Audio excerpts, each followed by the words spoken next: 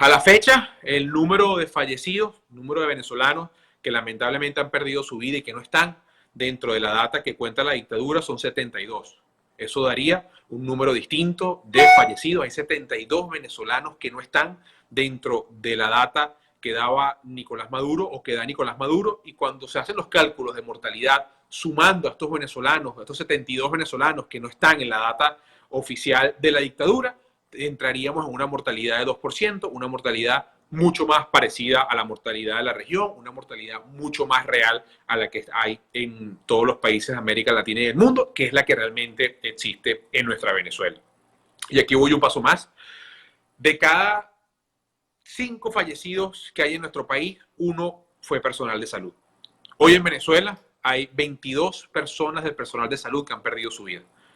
Un paramédico de Salud Chacao en la ciudad de Caracas, 2 enfermeras y 19 colegas médicos. 22 venezolanos del área de la salud que perdieron su vida estando en un hospital, atendiendo a los pacientes con COVID-19. Médicos, enfermeras y paramédicos que perdieron su vida porque no tuvieron guantes, porque no tuvieron tapabocas, porque no tuvieron cómo lavarse las manos, porque su vocación, porque su formación, porque el compromiso de ser médico o enfermero o estar en el área de la salud fue mucho mayor y decidieron seguir en el hospital.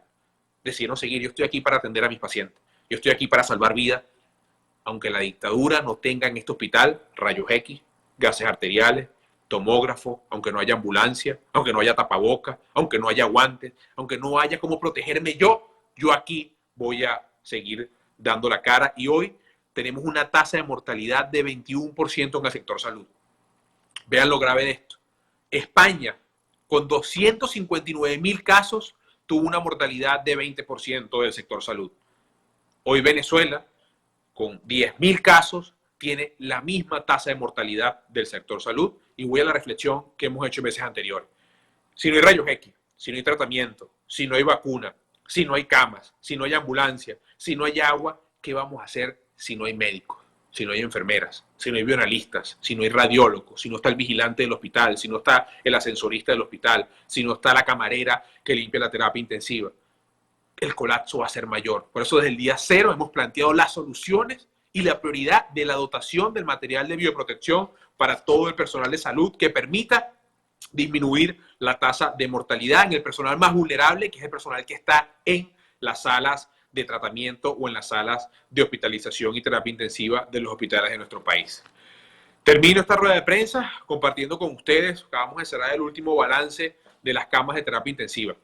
El porcentaje de ocupación de las camas de terapia intensiva a nivel nacional es de 56%. Es decir, ya la mitad de las camas de terapia intensiva a nivel nacional se encuentran copadas o totalmente colapsadas.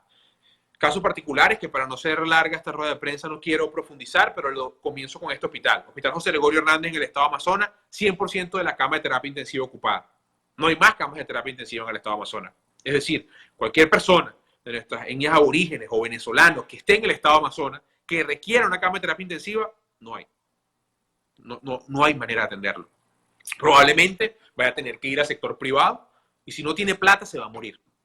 Si no tiene plata, ¿cómo pagar una hospitalización? Va a perder su vida. Porque hoy en Venezuela el drama real es que el que no tiene plata se muere. Entonces, casos particulares como el de Amazonas, con una muy poca capacidad hospitalaria, y es totalmente colapsado. Hospital Luis Racetti en Barcelona, estado Anzoátegui, 100% ocupada la terapia intensiva. La Chet, que es la ciudad hospitalaria Enrique Tejera en el estado Carabobo, 100% ocupada la terapia intensiva. Hospital Central de Maracay, 100% ocupada la terapia intensiva. Hospital Vargas de Caracas, 60% de la terapia ya ocupada. Hospital Ranuares Balsa en el estado Guárico, 75% de la terapia ya ocupada. Hospital Universitario de los Andes, 85% de la terapia ya ocupada. Hospital Domingo Luciani en la ciudad de Caracas, 100% de la terapia ocupada. Hospital Victorino Santaella en el estado Miranda, 100% de la terapia intensiva ocupada. Hospital Manuel Núñez Tovar en el estado Monagas, 100% de la terapia ocupada. Hospital Central de San Cristóbal, 50% de la terapia ocupada. Hospital Universitario de Maracaibo, 73% de la terapia ocupada, ya saliendo un poco del colapso y de la gran cantidad de fallecidos que tuvo el Hospital Universitario o la ciudad de Maracaibo. Caracas, como lo hemos venido diciendo, ya se encuentra en 70% de ocupación de las áreas COVID de los hospitales de la Gran Caracas. Insisto, no hay una ciudad en Venezuela con mayor capacidad hospitalaria, con más de 4 hospitales universitarios tipo 4, porque tengan una idea, el Hospital Universitario de Caracas tiene más de 600 camas de hospitalización, pero las áreas COVID en Caracas ya se encuentran en más del 60% de ocupación en este momento. Hoy no nos queda más que expresar la preocupación, que seguir desmontando la mentira, y me quedo, termino diciéndoles, Nicolás Maduro, el 26 de abril, anunció que en Venezuela habían 27.780 camas. O él está mintiendo, o siempre ha dicho mentira, o hay muchos más casos de COVID en Venezuela de los que están anunciando, si no, no tendría ningún sentido el anuncio de un hospital de campaña en la zona del Poliedro de Caracas, que 24 horas después del anuncio no han comenzado y que no tendría sentido si apenas hay 10.000 casos de COVID, esa cuenta no cuadra. Si hay 10.000 casos de COVID y anunciaron que había 27.000 camas, esa cuenta no cuadra.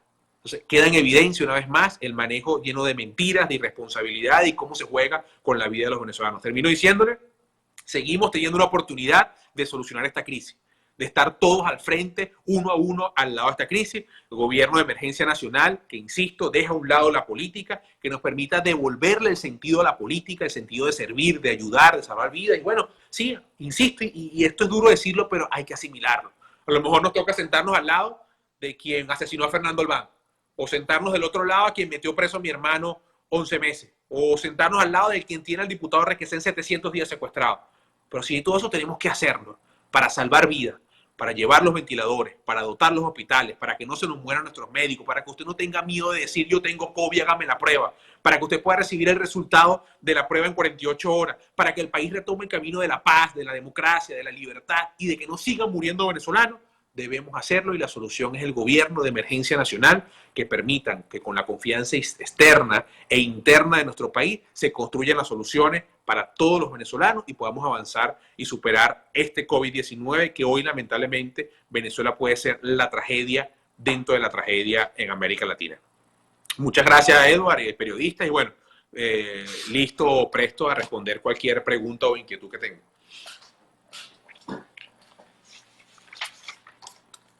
Ok, los periodistas que tengan preguntas, gracias, diputado, lo pueden hacer a través del chat del Zoom, pueden enviar sus preguntas por ahí con nombre y medio. Vamos a esperar unos minutos para ver si recibimos alguna pregunta, diputado.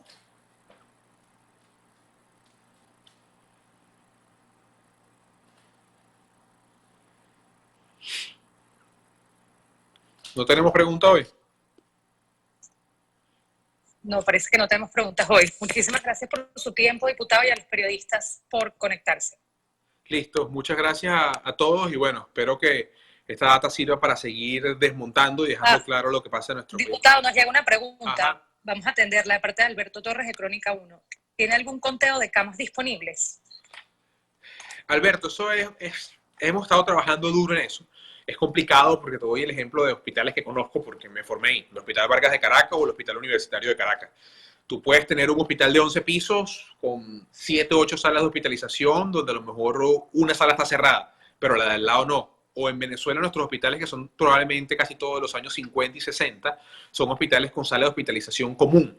Es decir, donde tú puedes tener 6 camas de un lado y 6 camas del otro. Eso a lo mejor una sala común que tú, por número estadístico, dices, debes saber que ahí caben 20 personas, nada más hay 2 camas operativas. O nada más hay una cama operativa. O a lo mejor hay más, a lo mejor le metieron 3, 4 camas más por capacidad de servicio. Entonces, es bastante difícil hacer esta cuenta en cada hospital. A pesar de ello, estamos trabajando. Lo que sí te puedo garantizar es que en los hospitales más grandes del país, si nosotros agarramos con una pinza, que no es muy difícil, los hospitales más grandes de Venezuela, eso te da que a nivel nacional hay 143 ventiladores y 133 camas de terapia intensiva. Ese es el número que hay en los grandes hospitales de Venezuela en este momento, a esta hora. Ahora, otro dato que te puedo dar duro es que hay 800 camas de emergencia operativas. Eso había hasta ayer en la noche en el último monitoreo que hicimos.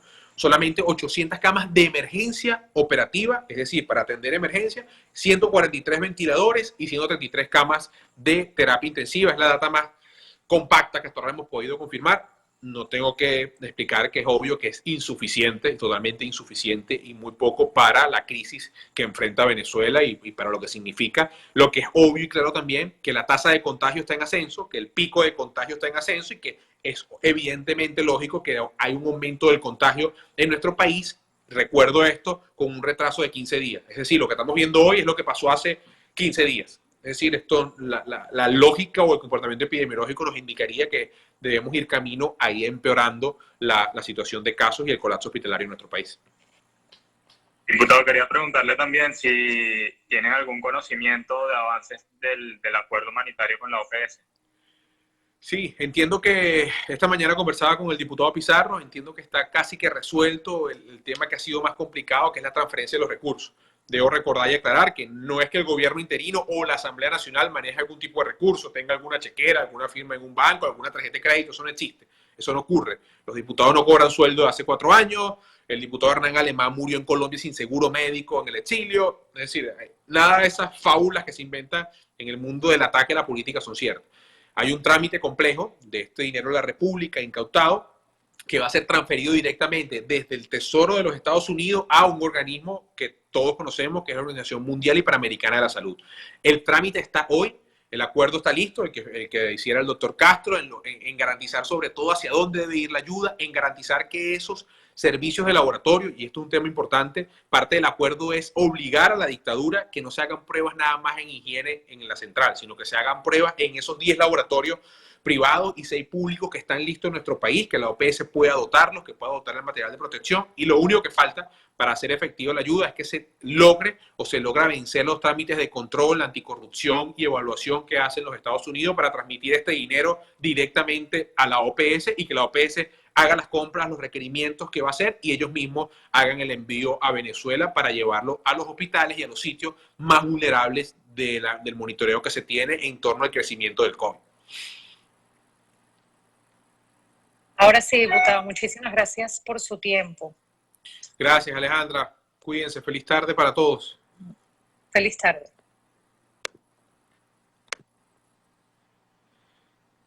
Ya me salí de rueda de prensa.